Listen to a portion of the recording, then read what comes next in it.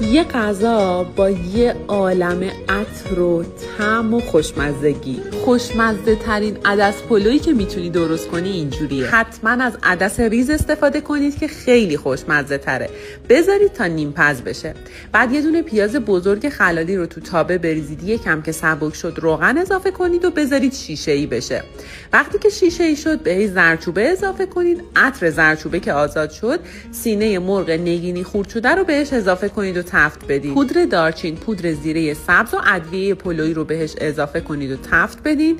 بعد بهش گردوی خورد شده که دندونگیر خورد شده باشه اضافه کنید و تفتش بدید. یه مقداری آب بریزید تا همه طعما به خورد هم بره. آخر سرم بهش کشمش پلویی اضافه کنید و یه تفت کوچیک بدید. بعدم عرق هل و گلاب بریزید، یا میتونید پودر هل و پودر گل سرخ استفاده کنید. بعدم از رو شعله برش دارید. عدس که نیم پز شد اونو از آبش جدا کنید. بعد